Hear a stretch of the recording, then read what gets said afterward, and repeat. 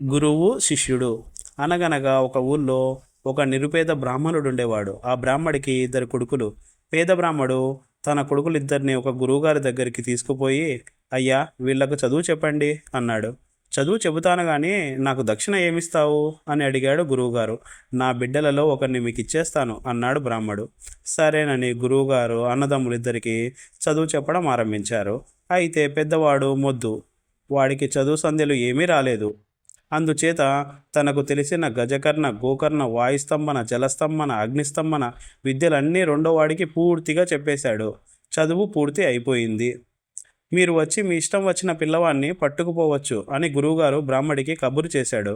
అయితే చిన్నవాణ్ణి తన వద్దనే ఉంచుకుందామని గురువుగారికి ఆశ పుట్టింది.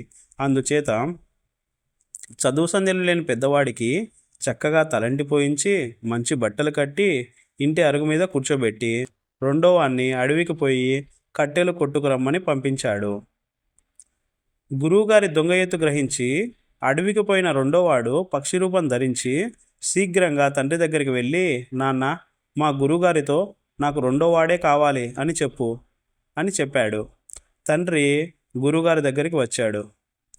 ఆహా, ఎంత అదృష్టవంతుడివి! ఇంతమందికి చదువు చెప్పాను కానీ నీ పెద్ద కొడుకు చదివినట్టు నా దగ్గర ఎవరూ చదువుకోలేదు. రెండోవాడా?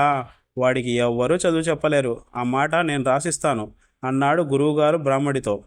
ఆ మాట విని బ్రాహ్మడు వినయంగా, అంత కష్టపడి మా పెద్దవాడిని మీరు పెద్ద చేశారు.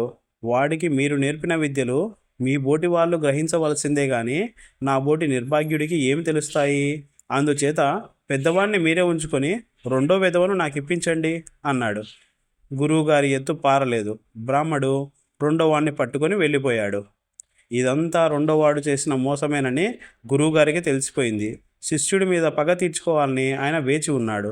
ఈ లోపల ఇక్కడ బ్రాహ్మడి రెండో కొడుకు తండ్రితో, నాన్న, మనకు డబ్బు కావాలి కనుక నేను మంచి యవ్వనాశ్వాన్ని అవుతాను. నన్ను తీసుకుపోయి రాజుగారికి అమ్మేయి. ఆ తర్వాత విషయం నేను ఆలోచిస్తాను అని గుర్రంగా మారాడు. గుర్రంగా మారిన తన కొడుకును ఆ బ్రాహ్మడు రాజుగారికి 100 వరహాలకు అమ్మి ఆ డబ్బుతో ఇంటికి తిరిగి వచ్చేశాడు. తన శిష్యుడు గుర్రం రూపం ధరించి రాజుగారి అశ్వశాలలో ఉన్నట్టు గ్రహించి గురువుగారు రాజు దగ్గరికి వెళ్ళి, రాజా, నేను దూర ప్రయాణం మీద వెళ్తున్నాను.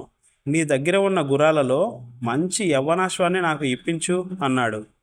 రాజుగారు గురువుగారికి ఆ కిందటి రోజు కొన్న గుర్రాన్ని ఇప్పించారు. గురువుగారు దాని మీద ఎక్కి సవారీ ఆరంభించాడు. కొంత దూరం పోయినాక గుర్రం ఒక నది దగ్గరికి వచ్చి ఒక్కసారిగా నది మధ్యకు దూకి చేపగా మారిపోయింది. అది చూసి గురువుగారు కొంగరూపం ధరించి చేపను వేటాడడం ఆరంభించాడు. అప్పుడు శిష్యుడు చిలక రూపం ధరించి అతి వేగంగా నేరుగా రాజకుమార్తె అంతఃపురంలోకి ఎగిరిపోయింది. గురువుగారు డేగరూపం ధరించి వెంబడించాడు. శిష్యుడు రాజకుమార్తెతో మనిషి గొంతుతో, నన్నెవ్వరికీ ఇవ్వకు, నా గొంతు నులిపి పారేసినా నాకు ఇష్టమే అని చెప్పాడు. ఇంతలో డేగ రూపంలో వచ్చిన గురువుగారు తన మామూలు రూపం ధరించి రాజకుమార్తె దగ్గర ఉన్న చిలకను తనకిచ్చివేయమని రాజును కోరాడు. రాజకుమార్తె ఒప్పుకోలేదు, కానీ తండ్రి నిర్బంధించాడు. అందుచేత రాజకుమార్తె కోపం వచ్చినట్టు నటించి తన చేతిలో ఉన్న చిలకను గొంతు నులిమి విసిరి కింద కొట్టింది.